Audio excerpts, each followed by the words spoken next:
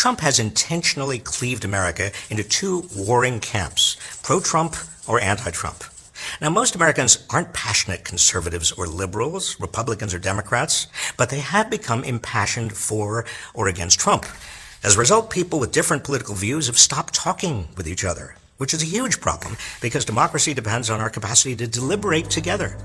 So what can we do, all of us, to begin talking across the Great Divide? Here are 10 suggestions.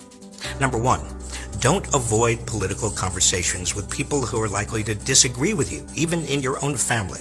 To the contrary, seek them out and have those discussions. Number 2, don't start by talking about Trump. Start instead with kitchen table issues like stagnant wages, shrinking benefits, the escalating cost of healthcare, college, pharmaceuticals, housing. Number 3, make it personal. Ask them about their own experiences and stories. Share yours. Try to find common ground. Number 4, ask them why they think all this has happened. Listen carefully and let them know you've heard them. Number 5, if they start blaming immigrants or African Americans or elites or Democrats or even Obama, stay cool. Don't tune out. Ask them about why they think these people are responsible. Number 6, gradually turn the conversation into one about power. Who has it? Who doesn't? Ask about their own experiences at work, what's happened to their jobs, how others among their families and friends are treated. Number 7, ask them about the roles of big corporations and Wall Street. For example, why is it that when corporations and Wall Street firms violate the law, no executive goes to jail?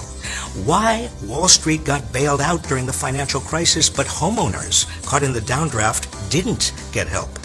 Why big oil, big agriculture, big pharma, and Wall Street hedge fund managers get special subsidies and tax loopholes? Number 8, get a discussion going about how the system is organized, for whom, and how it's been changing. For example, why is it that only 4 major airlines fly today when a few years ago there were 12? Why are there only 4 internet service providers? How is this increasing concentration of economic power across the entire economy driving up prices? Why are pharmaceutical companies and health insurers able to charge more and more? Why can corporations and their top executives declare bankruptcy and have their debts forgiven when bankruptcy isn't available to people laden with student debt or to homeowners who can't meet their payments? Why are the biggest benefits from the tax cut going to billionaires? Number 9, then get to the core issue. Do they think any of this has to do with big money in politics? Is the system rigged? And if so, who is doing the rigging and why? How can average people be heard when there's so much big money in politics? Should we try to get big money out of politics? And if so, how do we do it? Now notice, you're not using labels. You're not talking about Democrats or Republicans, left or right, capitalism or socialism, government or free market. You're not even talking about Trump. You're starting with the everyday experiences of most people, with their wages and living expenses and experiences on the job, and from there moving to economic and political power. Number 10, and don't forget to use humor. Humor is the great disinfectant. For example, the Supreme Court says corporations are people. Well, you'll believe they're people when Texas executes a corporation. Remember, the point isn't to convince them you're right and they're wrong. It's to get us thinking about what's really happening to America. It's exposing the abuses of power all around us.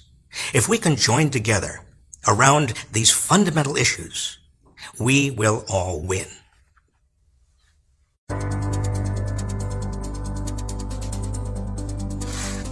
Thank you for watching.